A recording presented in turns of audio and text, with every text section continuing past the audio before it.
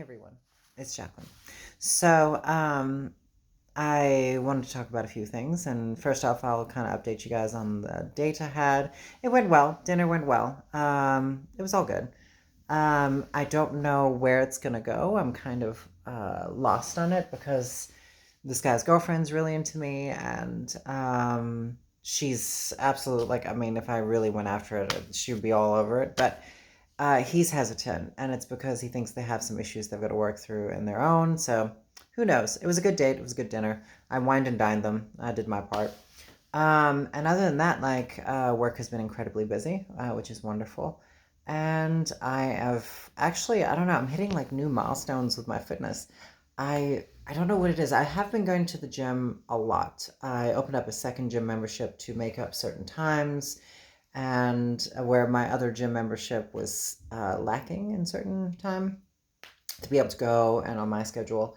So now I work out 7 days a week. I don't do cardio or anything anymore. I just lift weights and whatnot. And so like my life is pretty busy, especially doing that, and it's incredibly rewarding. This week has been fascinating with my workout because I was taking pictures and I was. It's like something clicked. I don't know, but my body just started getting like it started changing rapidly, and in areas like lower stomach fat and tightening up my back and tightening up. I don't know. It's just there's I'm hit like a milestone fitness wise. It's a little freaky when you. I've been working out now really hardcore since February. I started working out in 2017, and I was going through a lot of depression, a lot of things at that time, and I went to Yosemite, and I had a profound experience while I was in Yosemite, and it kind of changed my life. And I had the choice from depression and anxiety and being in a toxic conservative work environment in a conservative town, and I'd had a death in the family, so there was a lot of things happening, and I went through this like intense depressive stage. And then I had the choice. I was like, do I want to live or do I want to die? And my choice was, I'm kind of a badass, and so I'm going to live, and I'm going to live my life. And so that's when I started working out. But recently, like since I've been the last maybe 3 months, I've been really intense with 7 days a week, and it's become like a really intense lifestyle for me. I just have these results that are kind of amazing, especially to be in my late 30s and have the results I'm having now, which are I mean, it's my body's in better shape now than it was when I was 18. It's a little weird. It's a little weird. It's a little strange, especially being trans. And next year is my, 14th year, 15th year of transitioning? I don't know. It's somewhere in there. After all this time, it's just kind of like I don't really recognize it as much. And next year is actually my 20th year of doing hair, which is kind of a big deal, I guess, in the industry. Because I started at 17 in hair. Well, I was in high school, I did hair, and then 18 I started actually, I dropped out of high school, and then I had credits, went to hair school, and I was already doing hair at that time. So next year is 20 years of doing hair. Anyway, so there's a few things I was going to go over as well. My last video seemed to be pretty controversial. The person I was discussing who had defended Blair White and Caitlyn Jenner and all these conservative trans people made an entire video about me, which is really interesting. I guess that's how YouTube works. But in a way, I wouldn't expect anything less. I'm not that invested in other people's opinions about me because if I was, it would be it would be a pretty hard life. I think I've gone over this. When I was younger, I used to be really offended by people's views of me and opinions of me, and if someone didn't accept me for who I am. But that was a long time ago. I've dealt with bad bosses, and we're talking 11 years ago. So I've dealt with a lot of things in the past, especially being what I am, and also not being submissive. I have a very dominant personality. Where I don't put up with bullshit. And that's also me being South African. I grew up in South Africa and I lived there for a long time. And I have a part of the culture where I don't pussyfoot around a problem. So when I made that last video, it was very direct. It is a very, I don't negotiate with assholes. Like when it comes to like conservatives and stuff like that. And I'm not a Democrat. I don't like Democrats. I think they're just as bad as Republicans in many ways. So this person that made this video about me like has tried multiple times to pin me as a Democrat and brings up Joe Biden and multiple times in conversations and comments. And it's just, and I'm not any of those things. I'm a socialist. I actually, I believe in a progressive agenda. And when it comes to groups of people, it's easy to, stereotype a group of people when they do the same thing over and over and over and over. Like, and that's how I stereotype conservatives. Like, not all conservatives. I have several clients of mine that are conservatives. My issue is like, I don't see the logic in being a trans person and conservative. It just doesn't make sense to me.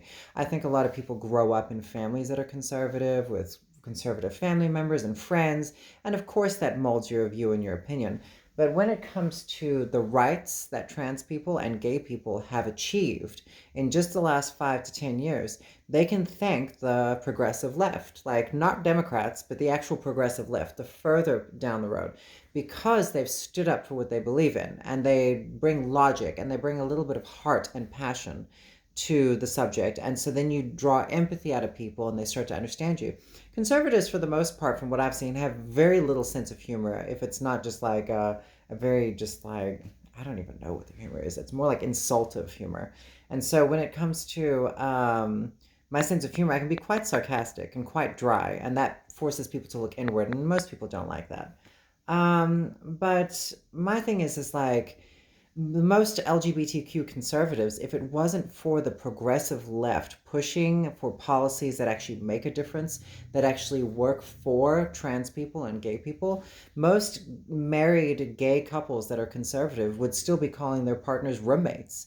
Like, they have the progressive left to thank. The problem is there is a generation of people that are like 40 and up, and they're terrified of communism, and they think socialism is communism. And they really just, I mean, I think Marxism is communism, which is really like just a form of someone who was a socialist. It's like a way of looking at policies from a socialist perspective. But most people don't know that. They hear socialist, they think communist, they think Russia, and it's just, anyway, I find it humorous how a lot of people respond. But I do pick people's comments, and I like to spend like the week thinking about those subjects and break it down and then form my opinion. So yes, many of my opinions have changed over the years. 10, 12 years ago when I first started making these videos, which I can't even watch anymore because they're so incredibly cringe for me, because I've changed so much since then. Um, Most of those videos, I'm not even the same person anymore. And that's the beauty of life, is that we're never the same person. Our views and opinions change constantly. We are constantly like water flowing through life. The problem is when you hold on to something, this idea of permanence. And that's where I think a lot of people who are conservative, they like the idea of permanence. They like religion. They like rules. They like things in place. They like to over dramatize minorities that are struggling, and they make them sound like, you know, people who struggle, they just tell them to work harder. And that's not how life is anymore. We've started to realize that you can't work harder to move up in the world. Sometimes you're just from your race, or you are from policies put in place primarily by conservative people and Democrats, yes, but primarily like really intense. I mean, look at Texas, the most conservative state in the United States, and their abortion law is hardcore. So yes, that is a conservative state that's against abortion, and the reason why is based on religious beliefs, which we shouldn't even be having in this country. So yes, I can stereotype conservatives because it's easy to stereotype them. Like, it's easy to do it. And yes, like, I do think the trans community, as far as like non-binary and stuff like that, I've stated in my videos that's, I don't understand it. But if but if someone comes along and they tell me that their pronouns are she and this is how they feel, but visually I'm looking at someone that doesn't look very feminine or whatever, I still respect it because I was once viewed from someone else as not being a woman. And so when I expected them to call me she, and they didn't, it was offensive. So now I do it just out of courtesy. It's not because I authentically believe in their thing. I'm doing it because I don't want to cause them harm. See, and in this situation, when you look at conservatives, they deliberately do things because they lack empathy. They lack kindness and empathy. They can't do self-reflection and understand that some minorities are They've gone through generational poverty, which was put in place after slavery ended. And so the majority of like black people in this country are born into this. It's the way their parents were, their grandparents before. And then you have the foundation of capitalism. And with capitalism, the whole thing rests on this foundation of you can pull yourself out of it. This is a free country. You can pull yourself out of it, but you're not going to get health care. You're not going to get any of these things, but we're going to give you these opportunities to be able to have a free life, and it doesn't really exist. It's an illusion. So you have ultra rich people that are usually wealthy because they were born into it majority of the time, high percentage. There again, you can stereotype a group of people. It's easy to do. It's so wealthy people primarily grew up in it, and so they believe deep down that they've done this because they worked hard, but they probably haven't. They probably just never really done anything. They just kind of like have gone through life. Money's never been an issue, but when they see a poor black person, especially during Black Lives Matter and so on and so forth, they see them like robbing a place and they're like, look at them, terrorists. They're like violence, stealing, theft. Yeah, but they all of their lives and like the reason Black Lives Matter is such an important thing right now is because all of their lives have been stolen from them by the ultra rich that buy politicians, including Democrats and Republicans. They buy politicians to specifically keep poor people poor and black people in prison because it makes them money. So when it comes to stereotyping conservatives, I do it. Yes, I am very much like axe to the grind when it comes to conservatives because I don't have time for bullshit. And it's bullshitting. All they do, once they get proven wrong, they will bullshit. They will twist things and they will bullshit to convince themselves that they are right. And I don't have to do that. I don't really give a shit. Like, I'm just saying that that's what I see and that's what's happening. And, like, on paper, policy wise, conservatives are kind of assholes.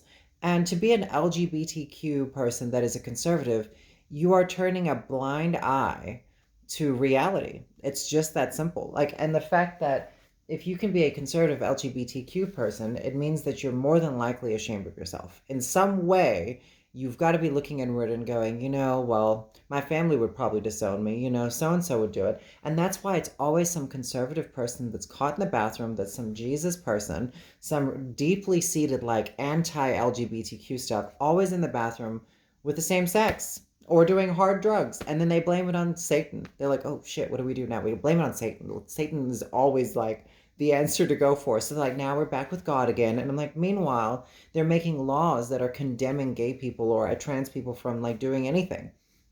So yes, I can call conservative people out because it's obviously ridiculous. But if people want to convince themselves of anything, by all means. I just don't have time for bullshit in my life. Anyway, I am quite happy in my life other than that. Things are actually pretty good. I'm not gonna lie. I was sitting down with a group of people the other day and we were talking. And I was like, honestly, like, I'm pretty comfortable in my life and my age and where I've gotten to and with my transition. And I've actually learned to embrace some of my masculinity. It's been a long journey of being, a very feminine trans woman and fighting a lot of things over the years and trying to prove myself as a trans woman to the world. But what's interesting is the more I actually accept my my insecurities, my masculinity, my stuff like that, as far as like working out and doing things, the more I accept those things, the more feminine I come off as. And I think the reason why is because it is incredibly feminine to accept yourself, to to love yourself, to regardless of all the things that society and conservatives tell you have to be able to qualify as that thing. So it's interesting as I've gotten older and how times have changed, especially with more trans people and more non-binary people and just more LGBTQ people. It's really kind of nice. I'm not gonna lie. It's actually it's very freeing to see the world progress towards a more progressive place. And that is why I identify as what I do, is because I do see things that have gotten better. And they've gotten better because of progressive policies, because people have educated themselves, because they have done the work, and also because they have empathy. And that's something that humanity needs. And yes, maybe I should have more empathy towards conservatives, but when I don't see an ounce of it in a massive group of people that create policies to harm me and other trans people, I have a very hard time having empathy for them. But I do have empathy for one reason. And it's usually because they do all of these things because they dislike themselves. And that's sad. And I do feel sorry for them in that way. So that's my limit on empathy is that, So anyway, that's like a little update and kind of a response video, I guess, but not really because I couldn't really give a shit what people think about me. I'll start out that way.